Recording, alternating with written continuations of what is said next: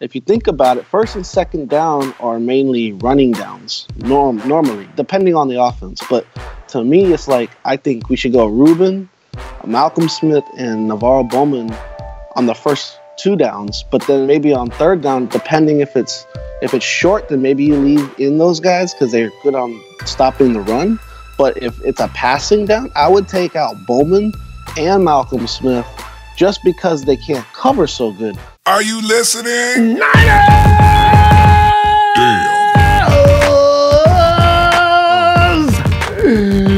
Ronbo Sports here, representing the Niner Empire organization worldwide. And of course, they're looking for you. You too can say the same thing. Go to the9erempire.com for further information and details. Thank you for allowing me time to talk some more 49er football, because you know I love to talk some 49er football. I'm a little concerned about Solomon Thomas. You know, this year, we had the same problem last year with Joshua Garnett. Solomon could not join his teammates for this time of year when they go in for the volunteer sessions before we get into the preseason. I think this is what caused Joshua Garnett the problems it caused him last year. People all had a problem with him toward the middle of the season and everything, and I think that had a lot to do with not becoming acclimated with the NFL like you should at this time of year as a rookie. So now Solomon Thomas, he's in the quarter system. Maybe he'll get in one day this week. I don't know. One article said he should be able to get in Thursday. Another article says he may miss this session and he may have to wait all the way until July. I said, oh, come on, that's not good. How's he gonna bond with his teammates? These are very important times. You know, you gotta get in there and mix it up with the guys and, you know, get connected. So Solomon's not gonna have that opportunity, it appears. But hey, there's one thing though. That trek that goes to Hawaii like last year when D-Buck and Arik Armstead got together, I believe Eli Harold will be joining him as well. I think Solomon Thomas is going to try to join the guys as they go to Hawaii and they work out, you know, drink a lot of protein shakes, talk trade talk about tips, how to beat people up out there as a defensive lineman. Anyway, I think Solomon's going to join him on that, and that'll be good for him. And so when you get back in July, he'll be a little bit at least familiar with D-Buck. Because D-Buck, I understand, texts him all the time, tries to keep him up to date as to what's going on with the team and that type of thing. They keep him in a loop as much as they can. And I'm sure the coaches are communicating with him. So he's in, but he's not in the camp. So I'm a little worried about that. All right, it'll work out. No need to be really concerned. Because you know what? Solomon Thomas is badass. So you can't stop bad from being bad. Do check out that conversation with Mike LaFleur on 49ers.com. I really was enlightened with that conversation. They hit LaFleur, but first reporters come at him with, because, you know, we got a lot of small guys in camp, right? I'm going to get back to that in a minute. I got more to say about that. But Mike LaFleur, they say, Coach LaFleur, do you think that, you know, you haven't got a lot of big guys in camp? Are you guys looking for bigger receivers? And so LaFleur says, you know, we're looking for the best receivers available out there. I mean, we're looking for guys who can gain separation, guys who can stay on assignments. You know, we're looking for the best receivers out there, regardless of their size. So I'm sitting there thinking, good. Because I got to tell you something. After watching that, and I've been thinking about this for a little while now, it's not always about the size of the receiver. Look at Antonio Brown. Who can cover Antonio Brown? He's the #1 receiver. It's not about being 6'3", 6'4". You need to be fast. Some of those big guys aren't even fast. So I have a theory. And this also goes into thinking what I've been thinking also. And I developed this because the fact is now I'm buying into the Kyle Shanahan style of football. Kyle Shanahan, he likes smaller receivers that got a lot of coordination, can stop on a dime, they keep their feet under him, as Kyle describes, and can get open. That kind of guy can't be defended. Kyle went out and handpicked those guys for a reason. Marquise Goodwin, fast as can be, 5'9". Jeremy Curley, 5'9". DeAndre Carter, 5'8". Aldrick Robinson, 5'10". Pierre Garçon, 6 foot. He's a little taller. But all those guys have that one thing in common. They can all break and get separation. That lends to the game an incredible amount. Because now your quarterback's not standing there looking for somebody to get open, risking being sacked, because somebody's always open all over the field. They're like little red dots on a radar screen. They're all lit and hot. Boom, I can go left, I can go right, I can go down the middle. Here's another thing about Marquise Goodwin with all that speed. I predict by game 3 that teams are double teaming and triple teaming Marquise Goodwin. Because right now, they are working on Goodwin so he knows how to run routes, so he becomes more effective as a receiver, even more so than they did in Buffalo. Oh, I'm on your page, coach. I know what you're thinking. I know what you're going to do. We don't need a number 1 receiver, and here's why.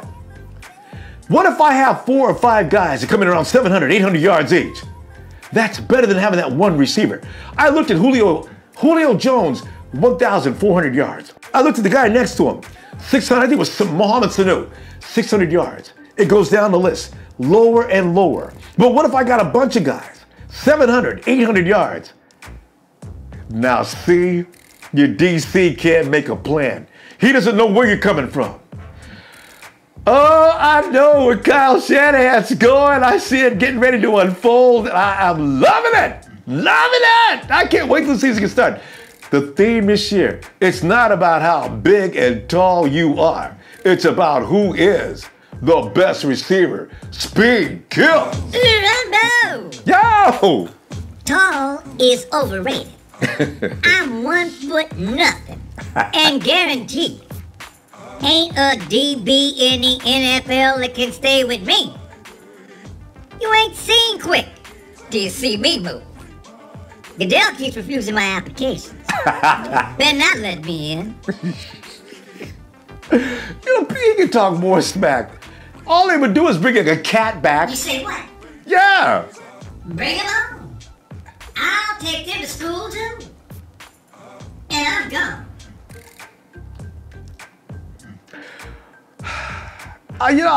He's been talking a lot of smack lately, right? I tell you what, let's go find out what in the 49er is going on with you. Niner fam, as you know, it's that time of year where we're talking football in anticipation of kicking booty.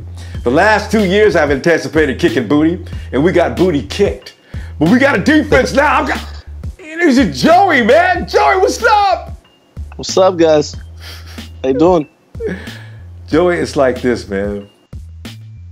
We went from rags to riches as far as the defense goes, man. Now we're ridiculous on that front line. We got depth.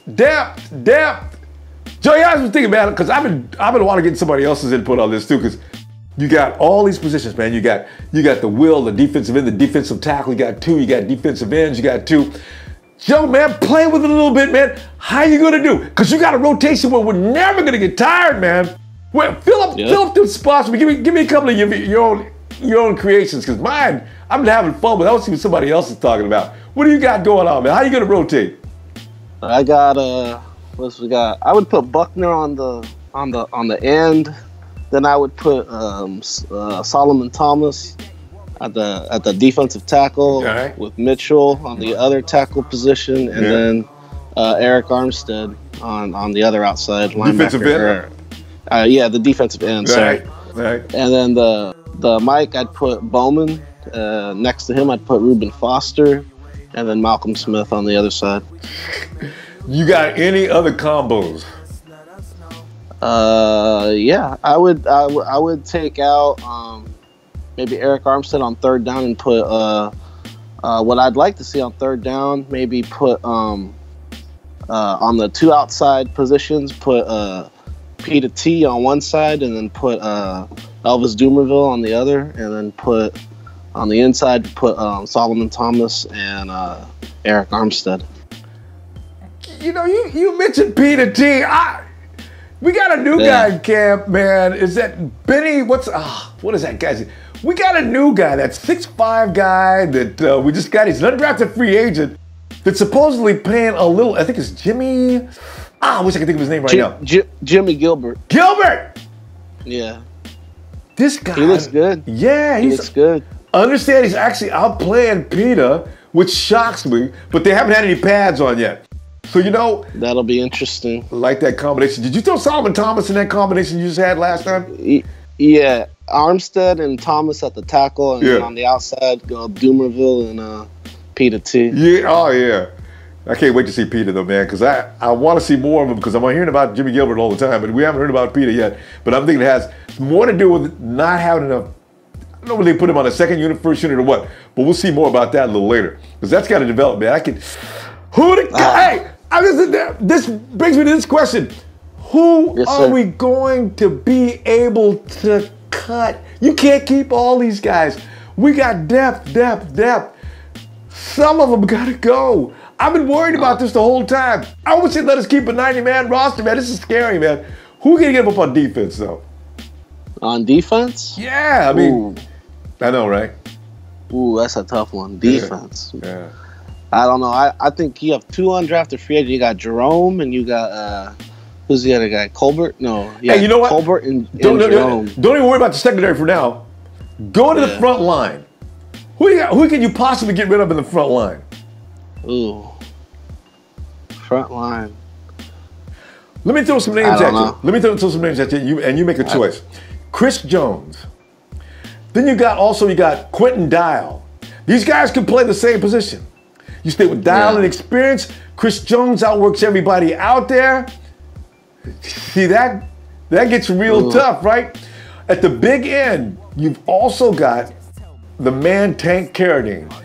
But behind him, you got to give it up because Solomon Thomas is supposed to be going in and playing the big end position as well.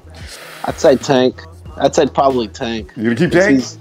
I would probably cut Tank. Okay, get rid of Tank. All right. Yeah. I'd probably get rid of him. And Tank's if I had to choose. If you had to choose, because Tank is a little better this year than he has been in the past, because 4-3 is his system, you know? So I'm thinking also, if you look at the other side, now we got linebackers. Don't forget, you know, here's a scary thing, man. How did you feel last year about Ray Armstrong? You know, I thought he did okay, but this is the competition now, so it's like if he starts to slide a little bit, I don't know. We'll see. I mean, but you ain't gonna get a lot of look though. You got Tank. I mean, you drop Tank out. You got Ray. Coyle. I would probably cut him. Coyle.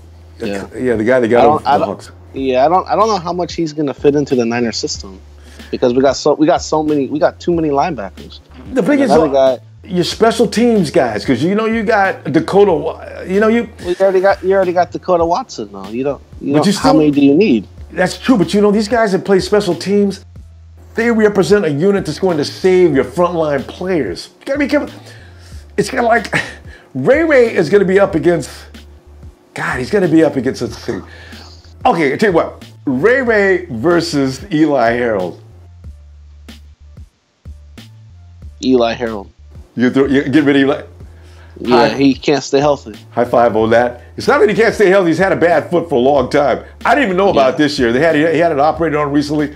Yeah, he had it last year. He was sidelined for like 8 weeks, or not sidelined, but he had it for like 8 weeks, and it wasn't reported. Yeah, exactly. And of course, something about a long needle being put into his foot every game. That's got to be crazy, man. I don't even know what that could feel like. But he played handicap. Okay, so that means now, that's why I said Eli Harold, and I'm going to move Ray. I'm saying put him over here behind in the Sam position right next to where Ahmad Brooks is going to be starting from. Are you okay with keeping Ahmad Brooks? Yeah, I like Brooks as like a third down unit. I wouldn't put him in the starting lineup, but maybe as a third down. Yeah. Like as an outside linebacker on third down. Okay. Yeah. Yeah. Okay. So who are you going to start at the big end then? Okay. So you know what? No, not the big end, but the Sam position. Who's going to be your starter at the Sam? That's one of your linebackers, of course. Right. So the front line is tough, man. That's what I'm trying to say. That front line, you got your Sam. Now your candidates are going to be Eli Harold, and it's going to be Ahmad Brooks. Ahmad's going to start because he can't beat Eli. He can't beat Ahmad out. But we're getting rid of. That's what I'm saying. Can I shoot Ray over there and get rid of Eli? We've already both decided Eli can go. So you got Ray now backing up Ahmad Brooks. The thing with me, the thing with me is we're so deep at linebacker. You gotta sometimes play to their strengths too. So if you think about it, first and second down are mainly running downs. Normally, depending on the offense. But to me, it's like I think we should go Reuben, Malcolm Smith, and Navorro Bowmen on the first two downs. But then maybe on third down, depending if it's short, then maybe you leave in those guys because they're good on stopping the run. But if it's a passing down, I would take out Bowman and Malcolm Smith just because they can't cover so good. So maybe you throw in coverage specialists at the linebacking position. So maybe I go Foster, Brooks, and maybe Ray Armstrong on third down. See, that's what I'm talking about. Lay it on me, man. That's what I'm talking about. See, that's a winning lineup because Ray is good in coverage. And we already know. And Foster is better in coverage than probably Malcolm Smith is because Malcolm Smith struggles a little bit on that. So, we got depth, man. That's what I'm saying this year. We got fresh bodies coming in at all times, killing that offense, man. I'm looking forward to it. Woo! Hey, now here's the thing. Pads are coming off this week and 3-day minicamp coming up. Will the offense now look a little better than they did last? Because the other day, man, they embarrassed themselves, man. The defense. They had nobody to throw the ball to, Ronbo. They had nobody. You got a problem with the receivers then, huh? What's up? Last year, I asked my coworker last year before the season started, he said, how are Heat and Nash going to do? My answer to him was, who the fuck they going to throw the ball to? They got nobody. Wait. But you don't like Pierre? You don't like Marquise Goodwin? No. I said last year. No, I'm talking about this year because last week. I'm talking about this year. Last week the defense just mauled the offense. Yeah. So now I'm saying is with the pads on, offensive line. Pads on. Yeah, see, but now the offensive line can protect them from the defense a little better now. So what are you seeing coming up next week then in the mini camp? Oh man, it's going to be fun because I think everyone's going to be excited to put the pads on and go out there and do it. So, I mean, if they struggle that bad, they gotta show that was just a bad day at the office. That's all. Just turn around and try take two. That's it. That's all you can do. Hey, your star receivers now. We know a little bit. We already know Garcon is going to be all right. The rest of the guys, could this be a good year for Goodwin? Because now he's got Kyle in there working on him. They got people that can teach him how to run. He's running routes from what I understand. Is Goodwin going to be this year? Last year, I think he got 300 or 400 yards total. Do you see him around the 900 yard totals this year? Yeah. They use him as a slot receiver, and then they want to mix up Trent Taylor in there and then swap him out once in a while, throw a couple deep passes. Yeah, he could. Easy? Yeah, easy. All right, because Goodwin. Yeah, go ahead. The thing with Kyle Shanahan is like you said, we don't have a true number one, so they're gonna go to 1, 2, 3, 4, as in looks. They're not just gonna stick to one particular receiver. They're gonna go, okay, if option 1 ain't open, let's go to 2, let's go to 3, let's go to 4, let's go back to 1. And so he's gonna be spreading the ball all around on the offense. So it's not just going to be one guy. It's going to be the whole team. And so you're going to see production from Goodwin, from Garcon, from Curley, Trent Taylor, Kittles, Vance McDonald, if he happens to be on the team. It's not just going to be 1 or 2 tight ends. You're going to have a lot of production. So don't expect the numbers from the receiving part just to be like 1 or 2 people. I think you're going to see everyone get their fair share of touches at the offensive side. See, Joey gets it. It ain't about no number 1 receiver on with Kyle Shanahan. He uses that whole team like it's a shotgun effect. He's got stuff scattered all over the place on the defense. Yeah. I like the way you think, man. You're talking about, you got it, man. You understand some Shanahanism ball. All right. Yeah, absolutely. Joe, you got anything you want to add here, man? I mean, is there something you wanted to bring up there? Hit me up with any questions or anything? So one more thing I want to say, though. I got my Reuben Foster jersey on that I picked up at Dick's Sporting Goods. They got him, Solomon Thomas and Reuben Foster, for $100 if you want to go pick up one. All right. That was cool. Yeah. I'm going to give you the countdown then, bro. It's time to give me the holler. 3. Is she awake yet? No. Joey's going to give us a quiet holler. 3, 2, 1. Niners! He ain't worried about nobody's sleep. Thank you, Joy, for your time. Appreciate your fam. Let me give you a couple of recommendations. The Ultimate Sports Talk. Ultimate Sports Talk is all about any sport you like. And I mean every sport you like. There's news and opinions. Articles, you can get lost in them for days. Internet radio, spin through the channels. They got whatever you're looking for. You'll love it. Don't thank me. Go for it. Also, I want to mention Austin O'Neill. Shout out. Thank you, Austin. Also, sent me a little note. Emails me. RumboSports@gmail.com in case you want to send me something. I love recommendations, all right? He sends me a note. Says, check out EP35. It's from the film room. EP35. It's all about Deforest Buckner. Went there, checked it out, clicked it. It was so informative about some of the mistakes that Deforest Buckner made last year and what can be done about it. Awesome stuff. The Film Room, EP35. Check it out. It's just been out a couple of days. I loved it. Thank you, Austin. And also, speaking of Red and Gold Radio, Monday, Tuesday, Thursday, Friday, we are live. You can call in. And I'm telling you right now, all the instructions are right there on the Ronbo Sports app. Call in. We will talk about anything 49er related you want to. We are 49er football 24/7. Also on Sundays, same thing. Get the app. All the instructions right there. Call in. I'll be looking for you on Sundays. And by the way, we've added a new feature. It's called Zoom. If you would love to show your lovely little body, go ahead.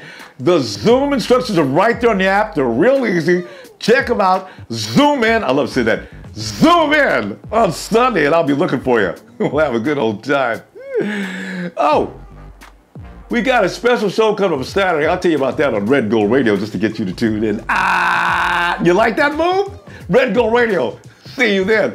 Meanwhile, don't forget to hit like, please. I love me a like. Share and subscribe. See you on Red Gold Radio. 7, 6, 5, 4, 3, 2, 1. You'll never have my secret stolen.